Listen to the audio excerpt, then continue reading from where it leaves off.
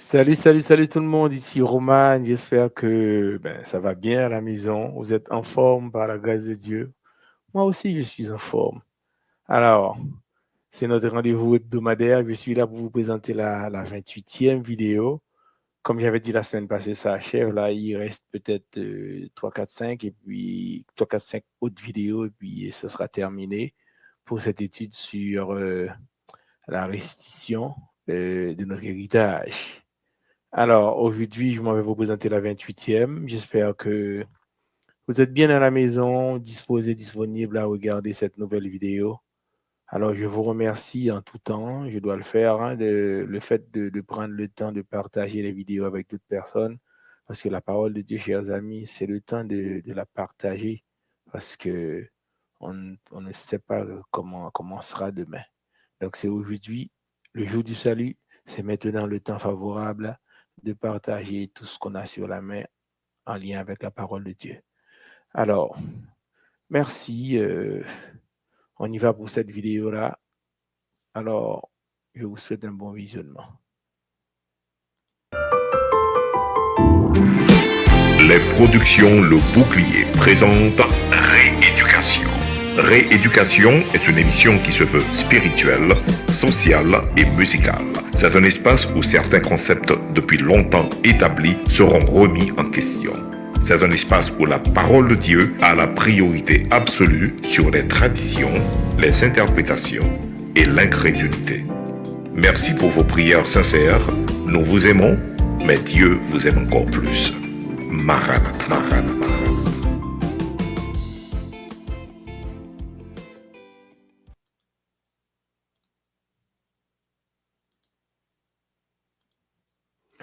Maranatha, Dieu vous aime encore plus. Et vous le savez déjà, Dieu vous aime. Alors, on est là pour la 28e vidéo, comme je l'avais dit tantôt. Alors, qu'est-ce que j'ai pour vous aujourd'hui? On a toujours de bonnes choses, hein? Les affaires de Dieu sont toujours extraordinaires.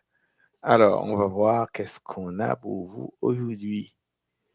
D'abord, on a les versets de base, Exode 22, verset 1, 7, 9, Luc 10, verset 19. Maintenant, vous êtes vraiment habitués avec ces versets-là. C'est le temps pour nous de prier le Seigneur. Notre Dieu, notre Père qui est dans les cieux, nous voulons te dire merci parce que tu nous as donné ton Saint-Esprit. Extraordinaire le Saint-Esprit dans notre vie. C'est ce Saint-Esprit qui nous dicte, il nous encadre, il nous aide. À tout bout de champ, il est là, ensemble avec nous et il habite en nous. Nous te disons merci pour ça. Merci pour cette étude. Merci parce que tu as permis à beaucoup de monde quand même et d'être au courant maintenant, ou bien d'être au courant en plus de quelque chose de spécial par rapport à la parole de Dieu.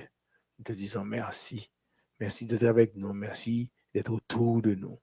Nous te prions au nom de Jésus. À toi la gloire, la puissance, l'exaltation, dès maintenant, au siècle des siècles. Amen, amen, amen. Béni soit l'Éternel, hein? Gloire à Dieu, gloire à Dieu.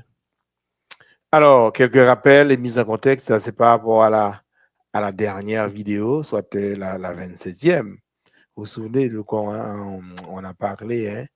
Et ça, c'est un rappel.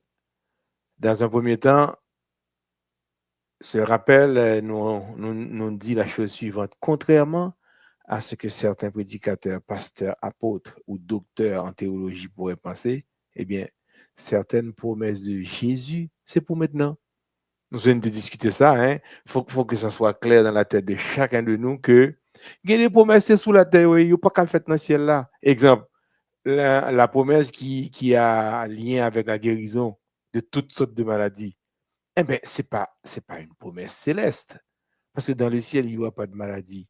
C'est sous la terre, il y a maladie. Si bon Dieu pour mettre guérison sous la terre, il va promettre dans le ciel là, mes amis. Il faut que ça soit clair. On va dire extrêmement simple, pas compliqué. Si quelqu'un vient nous dire que cette promesse en lien avec la guérison des maladies, c'est pour le ciel, non, non, non, on peut ça pour vous parce que c'est pas vrai. C'est pas pour le ciel. Cette promesse, c'est une promesse terrestre. C'est sur la terre que ça doit se passer. Guérison, c'est sous la terre pour nous prendre. Dieu nous a donné le pouvoir sur les maladies, c'est sur la terre. Les brebis sont gavées de pensées philosophiques. C'est peut-être ça, ils ont gavé. Nous avons dit que ils ont bonne cause qui n'est pas biblique. De A à Z, c'est gonflé, gonflé. Non. Tandis que la parole de Dieu est son propre interprète. Donc, nous, des gens essaient d'interpréter. Et ils font dire aux versets ce que les versets ne disent pas. Donc, ça devient n'importe quoi, au fond. C'est-à-dire que chargé prédicateur, chargé pasteur, chargé apôtre, chargé docteur, eh bien, en pile là, ça fait pas pour régler eux-mêmes. Malheureusement, le peuple meurt sans cette connaissance, la connaissance de la parole. Alors, tu t'imagines, hein, quand tu vas sur Internet, YouTube, Facebook, tellement de docteurs, tellement d'apôtres, tellement de pasteurs, tellement de prédicateurs, et puis pour le peuple, bon Dieu, il a mouru faute de connaissance. Osée 4, verset 6-8, c'est ça que dit le texte. Mon peuple est détruit parce qu'il lui manque la connaissance. Puisque tu as rejeté la connaissance, je te rejetterai et tu seras dépouillé de mon sacerdoce. Puisque tu as oublié la loi de ton Dieu, j'oublierai aussi tes enfants. Ça, c'est mon Dieu qui a parlé. Oui. Eh bien, n'oubliez pas parole bon Dieu. Mon Dieu dit, oubliez nous tout. Donc, c'est pas pour t'arriver, non? Mais il en est ainsi, hein? La restitution de notre héritage. Vous vous souvenez? Ça, c'est le titre de notre étude. Et l'émission s'appelle Rééducation. C'est des barres qu'on a répété tout le temps. Des barres que nous gagnons, bon Dieu, offre nous depuis tout le temps. Nous continuons à demander, bon Dieu. C'est-à-dire, nous continuons à demander à Dieu des choses qu'il nous a déjà données. Est-ce que vous comprenez là? C'est terrible, hein? C'est-à-dire, un petit monde, nous ballons déjà, il continue à demander toujours. Alors, notre intention pédagogique, c'est qu'à la fin de cette étude, chacun devra savoir à 100% qu'être chrétien implique souffrir à cause du nom de Jésus, mais non à cause de la maladie. À cause du nom de Jésus, on peut souffrir, mais on n'est pas obligé de souffrir à cause de la maladie. Bon Dieu, bon pouvoir déjà, c'est pour prendre pouvoir ça par la foi, pour flanquer la maladie dehors, dans le corps, dans l'amour, mettez-vous dehors. Parce que Dieu t'a déjà donné ce pouvoir par le sacrifice de la croix, par le sang de Jésus, qui est assis actuellement à la droite du Dieu le Père dans le ciel, la intercéder pour nous. Et bien, par ce sang, nous avons la victoire sur toutes sortes de maladies sur la terre, toutes sortes de problèmes que ça lié. Alors, pour aujourd'hui, on va voir comment Dieu s'adresse incessamment aux hommes, mais certains n'arrivent pas à l'entendre. Nous allons causer. Il y a des gens qui disent, bon Dieu, fait silence. Mais moi aussi, j'ai composé une musique qui s'appelle Le silence. Quand le silence nous fait douter. Et bien, des fois, même si nous pas attendons, même bon Dieu continue à parler. Au fond, mon Dieu pas fait silence, vraiment vrai. Impossible pour certains. Alors, certains hommes, pourquoi pas certaines femmes, d'écouter la voix de Dieu alors qu'il continue de nous parler. Il est impossible pour nous écouter. Pour qui ça d'après nous-mêmes? Tu peux avoir toutes les connaissances humaines sans pour autant avoir de lien avec Dieu. Vous avez causé? Moi, je ne longtemps pas de ça me dépenser, non? Donc, tu vois, ça, c'est de la rééducation. Parce que longtemps, même dépenser un coup, et si on connaît beaucoup de choses dans la Bible ou bien dans d'autres livres de la vie, on a un doctorat dans un domaine quelconque ou bien un doctorat en théologie, eh bien, c'est ces gens-là qui sont capables en réalité de porter la parole de Dieu, d'expliquer la parole de Dieu aux autres. Et ça me dépensait longtemps. Exemple, Albert Camus. En pile monde connaît Albert Camus, 1913-1960.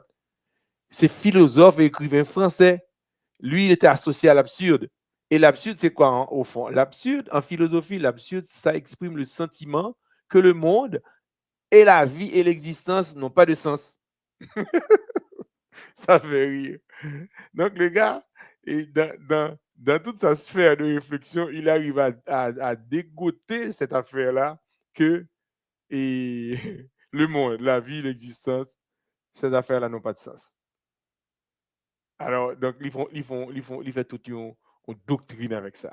C'est terrible. Et puis, il y a aussi, il est aussi lié à l'existentialisme. L'existentialisme, c'est quoi? C'est un courant philosophique qui place l'existence humaine au centre de sa réflexion. Ça affirme que l'individu est libre de définir son essence à travers ses choix et actions. C'est-à-dire ou libre ou indépendant. Alors que Dieu, lui, il prêche la dépendance. Il mettait Adam avec Ève, ils dépendent de l'autre et nous-mêmes nous dépendons de bon Dieu. nous faits pour nous, pour bon Dieu gloire. C'est comme si c'est des vecteurs collinéaires. Une écrit et en fonction de l'autre là. Et quand vous avez dit existe un alpha quelconque, vous dit vecteur U égale à alpha fois vecteur V. Donc, c'est des vecteurs qui sont collinéaires. Mais nous-mêmes, nous tous sous la terre, nous collinéaires, nous dépendants l'une de l'autre. Mais non, lui, l'existentialisme dit que tout le monde libre de définir ce sens à travers ses choix et actions. Ou libre de choix ou libre d'action. Alors, Albert Camus, donc ça veut dire que c'est quelqu'un qui a beaucoup de connaissances, mais Albert Camus, pas de connaissances qui était bon Dieu. Est-ce que nous causé ça? Est-ce que vous vous rappelez une fois, là, je vous ai montré la vidéo de l'oiseau, le corbeau, qui était capable de résoudre un problème à 3 étapes. C'est comme si c'est quelqu'un qui a l'esprit de Dieu avec lui. Mais le corbeau n'a pas d'esprit, mais il était capable de résoudre le problème. Donc, c'est au niveau de son âme que se trouve son intelligence. Et mais Albert Camus aussi, au niveau de son âme, se trouve son intelligence. Mais Albert Camus a dit, de par son comportement, il par contre mon Dieu, mais c'était un homme animal au fond. C'est ça que Paul appelle l'homme animal. Il ne t'empêche pas d'étudier, mais il veut des personnes obéissantes, en parlant de Dieu. Bon Dieu, pas empêcher pour faire tout doctorat dans la vie, non? Mais Dieu veut des personnes obéissantes qui sont capables de répéter le message de Dieu sans altération, sous la dictée du Saint-Esprit. Nous devons clairement savoir que quand Dieu s'adresse à l'homme, il ne parle absolument pas à sa connaissance humaine. Ça veut dire que Dieu s'adresse uniquement à l'esprit de l'homme. Autrement dit, Albert Camus, qui pas prend temps pour nous nourrir l'esprit, il est un exemple, ben, lui-même c'est un exemple, mais il y a plein d'autres personnes qui ne prennent pas de temps pour nourrir leur esprit. Et à ce moment-là, l'esprit n'a pas nourri, il vient dans l'agonie. Parce que la nourriture de l'esprit, c'est la parole de Dieu. Donc, si toi, tu ne prends pas le temps de nourrir ton esprit avec la parole, eh bien, son esprit qui est à l'agonie. Parce que c'est l'apôtre Paul qui dit, n'éteignez pas l'esprit qui est en vous, l'esprit de Dieu qui est en vous. Sous pas nourrir, ou à pétenir. Eh bien, quand Dieu parle, et dans que Dieu s'adresse à ton esprit, Dieu ne s'adresse pas à ta connaissance humaine. Peut-être que tu as 6 doctorats, intelligence, tu te gros pays, mais ce n'est pas là où Dieu a parlé. Dieu n'est pas intelligence, Dieu est esprit. Il dit Dieu est esprit, que ceux qui l'adorent en esprit et en vérité. C'est pourquoi dans Romains 8, verset 16, il a dit que l'esprit lui-même rend témoignage à notre esprit que nous sommes enfants de Dieu. Nous comprenons? Donc l'esprit, le Saint-Esprit rend témoignage à notre esprit. Le Saint-Esprit parle à notre esprit, il ne peut pas parler avec intelligence, non? C'est clair, il faut nous comprendre, c'est extrêmement important, chers amis. Quand Dieu parle, il ne s'adresse pas à la connaissance humaine que nous avons. C'est peut-être ça, quand vous avez des gens qui ne peuvent pas écouter le bon Dieu parler, parce que eux, ils ne font place qu'à leur connaissance humaine. C'est-à-dire, dans tout eux-mêmes, ces connaissances humaines qui existent seulement, c'est lui qui toute place nette. 1 Corinthiens 2, verset 9 dit, mais comme il est écrit, ce sont des choses que l'œil n'a point vues, que l'oreille n'a point entendues, et qui ne sont point montées au cœur de l'homme, des choses que Dieu a préparées pour ceux qui l'aiment. Dieu nous les a révélées par l'Esprit. Ce passage montre que c'est par l'Esprit Saint que Dieu révèle des vérités profondes à notre esprit, et non pas par les sens ou l'intellect. Bon Dieu, ce n'est pas à sens nous le parler. Bon Dieu va parler avec émotion nous. Bon Dieu va parler avec volonté nous. Bon Dieu va parler avec sentir, ressenti nous. Non, non, non. À part que ça, bon Dieu parle, Dieu parle à notre esprit. Matthieu 11, verset 25 dit, en ce temps-là, Jésus prit la parole et dit, je te loue, Père, Seigneur du ciel et de la terre, de ce que tu as caché ces choses aux sages et aux intelligents. Vous entendez? Ça veut dire que, parole mon Dieu, n'est qui pense aux sages selon ce monde, ou pense aux intelligents selon ce monde, eh bien, bah, ils caché pour vous. Et de ce que tu les as révélés aux enfants. Qui enfants? C'est enfants de Dieu. Monde qui fait profession de marcher avec Dieu, ce sont ses enfants. Donc Dieu a révélé sa parole à ses enfants. Jean 16, verset 13. Quand le consolateur sera venu, l'esprit de vérité, il vous conduira dans toute la vérité, car il ne parlera pas de lui-même, mais il dira tout ce qu'il aura entendu et il vous annoncera les choses à venir. Autrement dit, le véritable prophète, là, c'est le Saint-Esprit lié, c'est lui qui parle annoncer nous tout ça qui est pour venir. Et puis ouais, donc il vous conduira dans toute la vérité. Ça veut dire que le Saint-Esprit est là pour s'adresser à notre esprit. Il est là pas là avec nous, il ne peut pas parler à la connaissance humaine, nous. Il ne peut pas parler à l'émotion, nous, il ne peut pas parler à la volonté, nous, il ne peut pas parler à la pensée, nous. Il parle à notre esprit. Voilà. J'espère que c'est extrêmement clair pour cette partie d'aujourd'hui. En conclusion, qu'est-ce qu'on peut dire? Tu peux avoir toutes les connaissances humaines sans pour autant avoir de lien avec Dieu. Exemple, le cas de Albert Camus.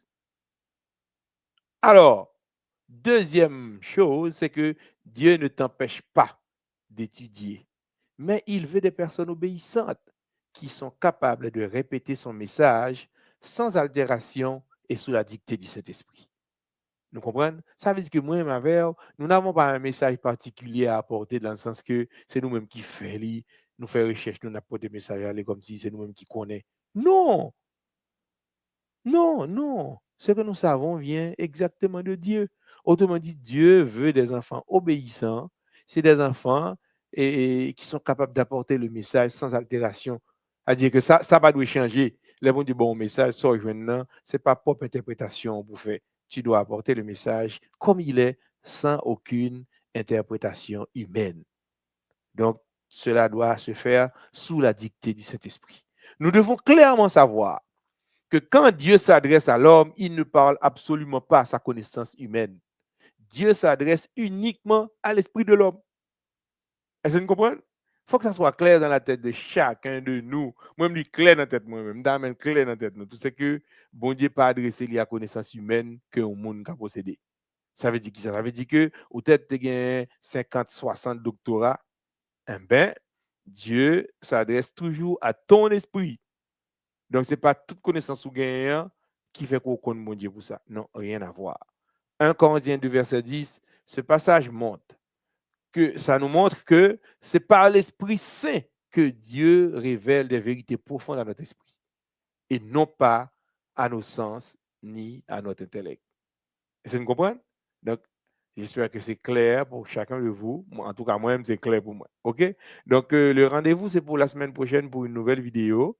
Alors, merci pour vos prières, parce que si nous ne pas prier, eh bien, bah, on va pas marcher, je ne pensais à. Donc, ça prend la prière à tout bout de champ. Il faut prier. Méditer, prier, réfléchir sur la parole de Dieu.